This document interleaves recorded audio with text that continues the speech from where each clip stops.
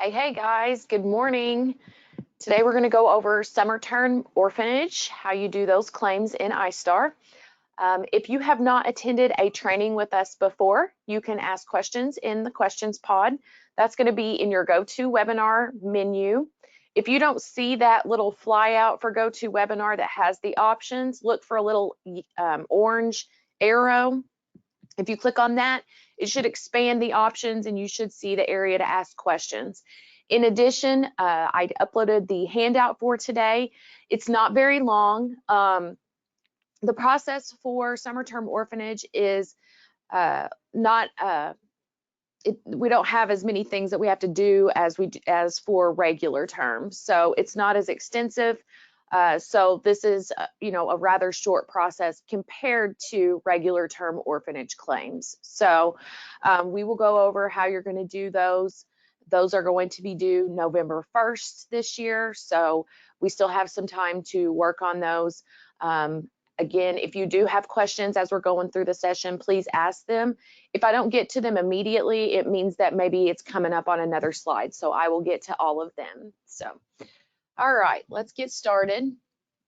So who are we looking at for summer term orphanage claims? Well, most of you probably know that in the past, we had an approval record that would span both regular and summer term.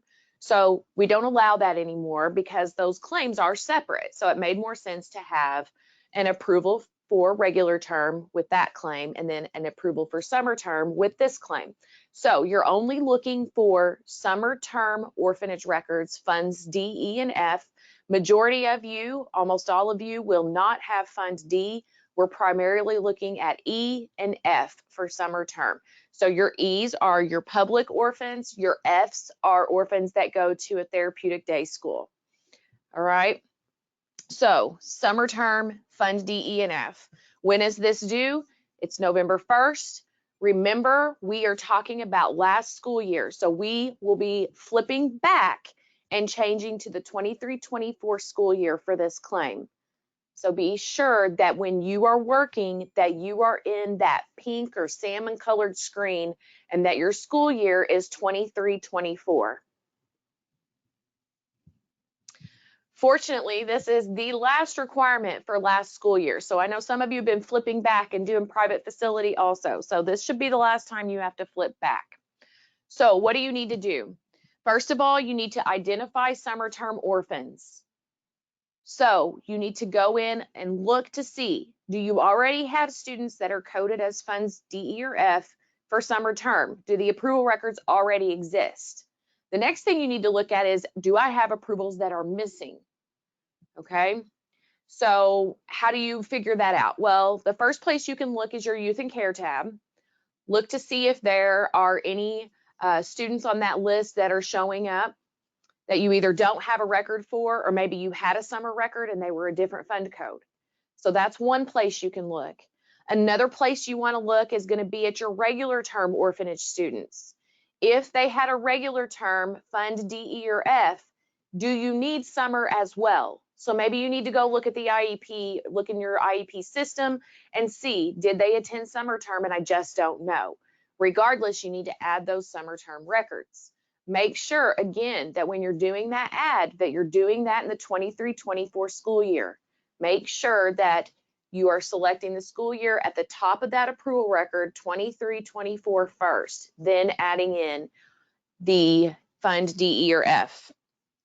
All right, so this is all manual method of computing days. So what does that mean? That means that you are manually calculating the claim outside of iStar, and you're going to bring in the cost and plug it into the system manually. There's no program method. There is no calendar method available for summer term orphans. We don't have summer public calendars. Those are only regular term, okay?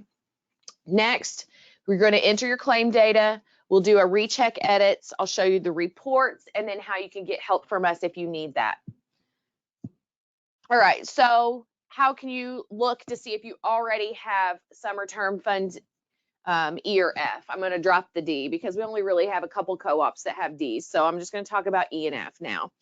All right, so you're going to change your school year in your search under claims to 23-24. We want a term of summer. And then you can change your fund to E and hit search. You can see if you have any Fund E claims to make. Then same process, but change the fund to F. Do you have any private facility orphans for summer term? So that's how you can look to see, do you already have existing claims that need to be made inside iStar, meaning there's an approval record for these kids for summer term already. Okay, so another thing can happen here is maybe you find kids that are marked as E and F for summer term, and maybe they didn't end up going to summer. Okay, so delete those out. We only want you to be making claims on the kids that actually attended, of course. So maybe you didn't know for sure, you put one in just in case, and then they didn't attend. So we don't need that. All right. So what are we going to need? Well, we have to define the summer program, just like we always define programs. Okay, so you have to follow the rules. You can't put a bunch of kids together to try to inflate the summer term program so you get more money back. They have to have common educational needs. We don't need kindergartners and high schoolers together. All of those rules that we always follow for regular term claims, you need to follow them for summer term as well. They have to have common educational needs. So remember, we're doing the manual method. So what do you need to gather? You need your costs from the bookkeeper. You're going to need related service costs in addition, and you're going to need a calculator. Okay, so what do I mean by cost from the bookkeeper? You're going to need to know the teacher's salary, any of the aide salaries that are involved in that summer program.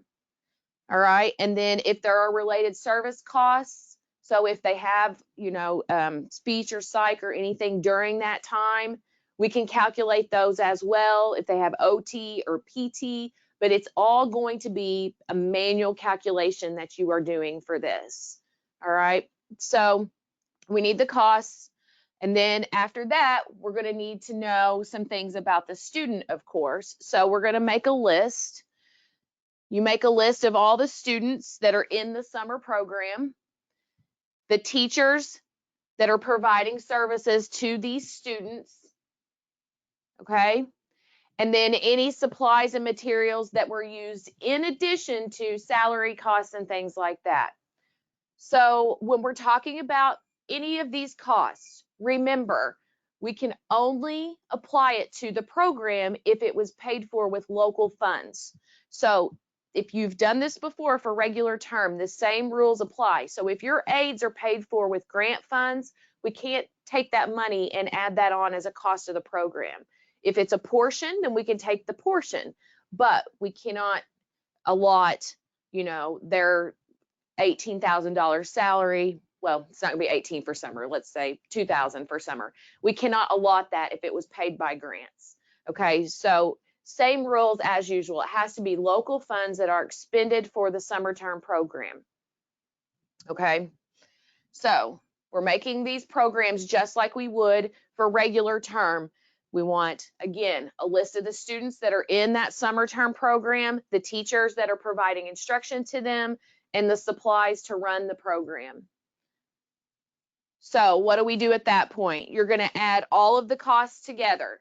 So we've got teacher costs, we have para costs possibly, we're going to have supply costs. We're going to add everything together for that program that we have gathered, and then we're going to divide it by the number of students in the program. Okay, so let's say we gather all this data and we get to like $18,000, and that's what the costs are. We're going to divide that by, say, 20 kids in the program. Okay, and then that's going to be a student cost for the full time. All right. If they don't go full time, then let's get it down to a daily rate. We can help you. We can work with you on that. What we can't help you with is essentially gathering all of this data. So we need to know the teachers, the paras, the costs, the related service providers, all of that. So yes, this calculation is done outside of iStar. You will do this on your own. So you're going to want to have records, of course, of what you did. You're going to want to have records of what teachers you had, the class lists, and all of those things. So it's a completely manual claim. Okay. So what do you do once you get that cost? For Fund E, remember, it's manual method. You want to verify that the FTE is 1.0, and then you want to look at the days, make sure that you type in the days enrolled and the days in session. Usually summer term is not that long for Fund E, okay? So this is probably about an average of what you're going to see. You're going to put in the cost per 1.0 ADE. So essentially, when you took all the costs and you divided by the number of students, we're going to say that we came up with $1,800 per student for 20 days. This child is at 20 days, so we're going to type in 1,800. All right. Even if the child is less than 20 days, you still will type in 1,800 because what we're looking for is the cost for this pupil. So the system is smart enough to take the cost per 1.0 and it will multiply by the ADE. So ADE is average daily enrollment. If the days enrolled are less than the days in session, this ADE will drop. And so this calculation will be able to figure out if it was 19 of 20 days, it's going to take 1,800 times that lowered ADE, and your cost will be accurate at 19 days instead of 20. So there is a little bit of, AI behind the scenes there that will help you out. There is a calculation that does occur. So what you really need to focus on is finding what it would be for that time period for one student. Like regular term, if that child does require transportation and has a related service of 25, you can include a transportation cost as well. So this is like regular term, it's 100% return. If it's Fund F, so your private facility students, remember these are going to just be your rate times your days. So you would have 20 days times the approved summer term rate. And remember, don't round. Just drop the change. Okay, you cannot round or you're going to get a max tuition rate error. So what you're going to be seeing for Fund F is just typing in that cost per pupil that you've calculated. Also, transportation cost is allowed for private facility orphanage students at 100%. Okay, so E, you're typing in the cost for the program. For F, you're typing in the days times the approved rate. Do not round. You're truncating, which means you just drop everything after the decimal.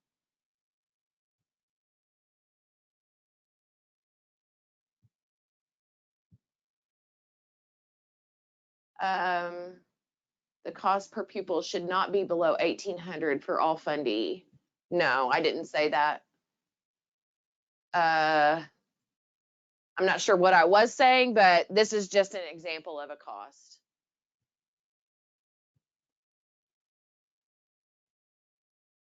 It's okay. I don't know what I was saying. It shouldn't be below, though. I don't know. I'm not sure. So yeah, this is just an example. And honestly, when I created this presentation 2 or 3 years back, ISB did look at that with me, and this is kind of this was like a kind of average type of looking number for summer term. I mean, if we see $40,000, we're going to be like, whoa, what happened? So I'm not going to say,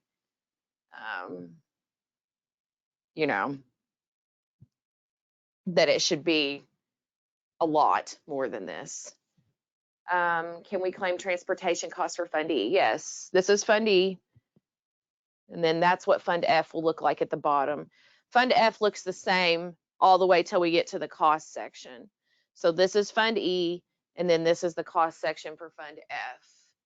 You can claim transportation for both. You type in 100% of what you paid, but they have to have special transportation, so they have to have related service of 25.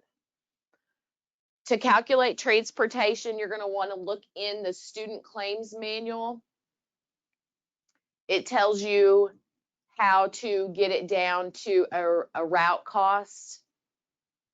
So you're going to want to know per student. So you're going to have the route cost from your bookkeeper.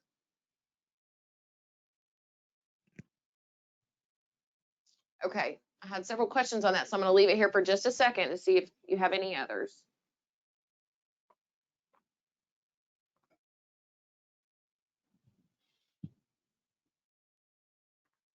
Okay. All right, so recheck edits.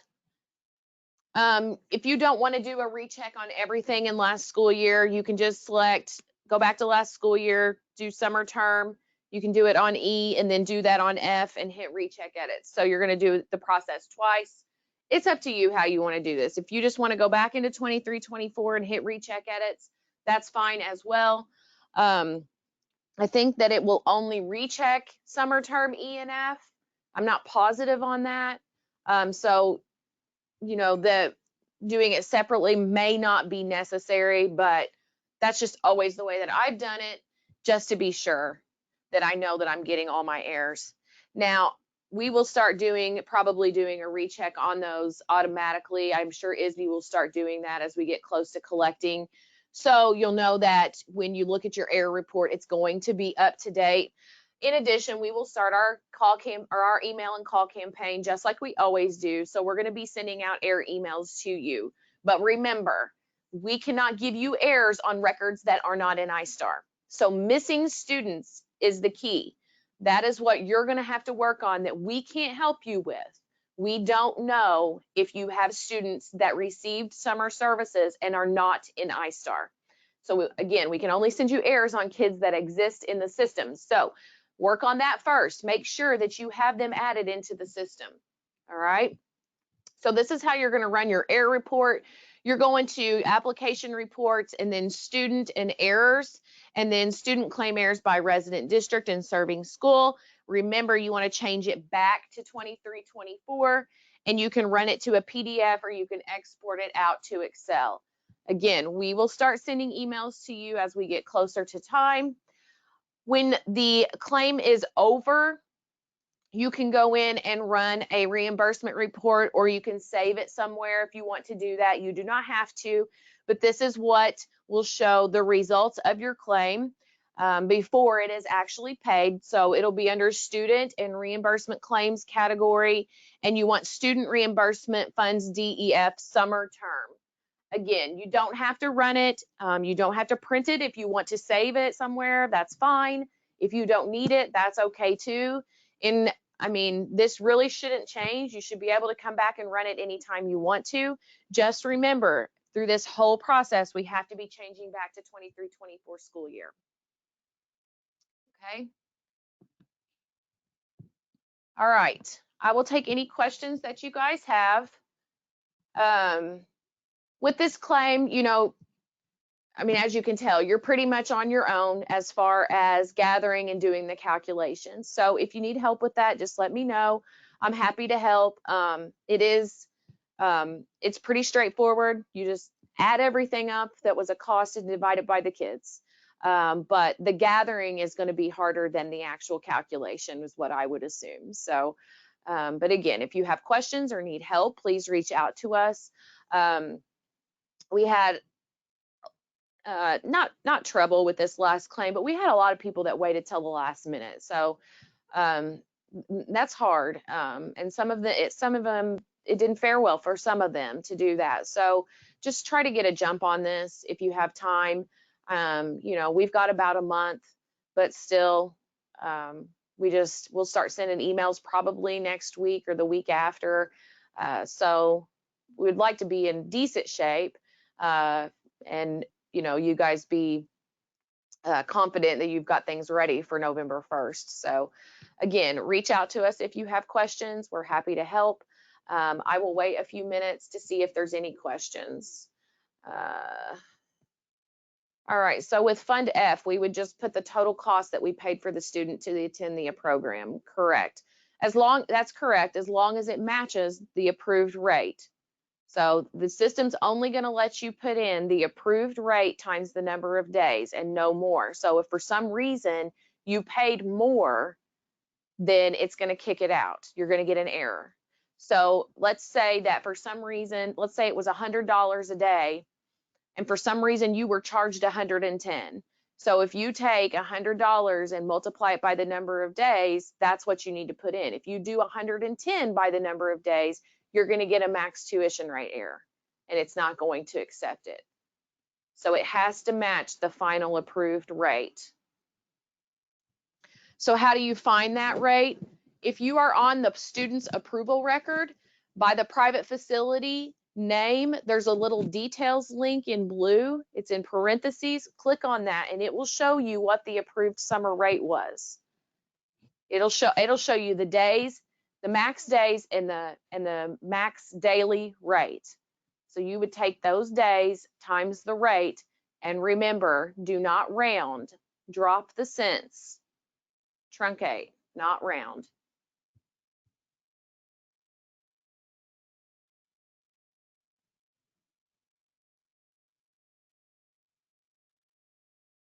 Okay, I'll wait a few minutes to see if we have any other questions.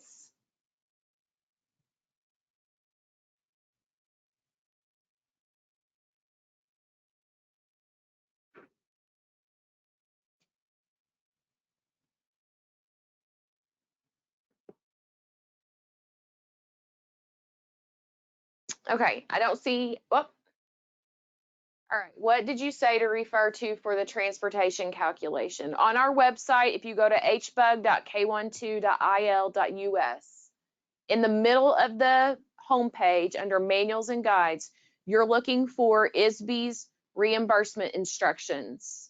So it's going to be the claim and reimbursement instructions. Once you get in there, just hit Control F to find transportation. Just search for transportation in that document and it'll show you. You might have to, I can't think of what page it's on, but it's going to be in with where you're calculating the, I think the 5066A. So you need to get in that section and it'll tell you, I mean, essentially you've got to find the cost of the route and divide it by the number of kids is what I kind of remember. I haven't looked at that in a while. So it's going to be, how do you get to a per student cost? And then, you know, you're going to have to look at, well, how many days did this student ride for summer term?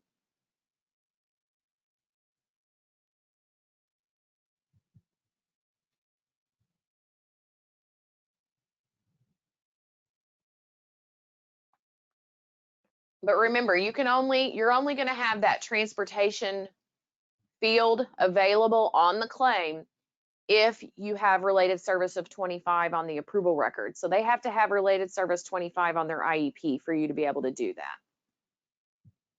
So it's for special transportation. It's not for regular transportation.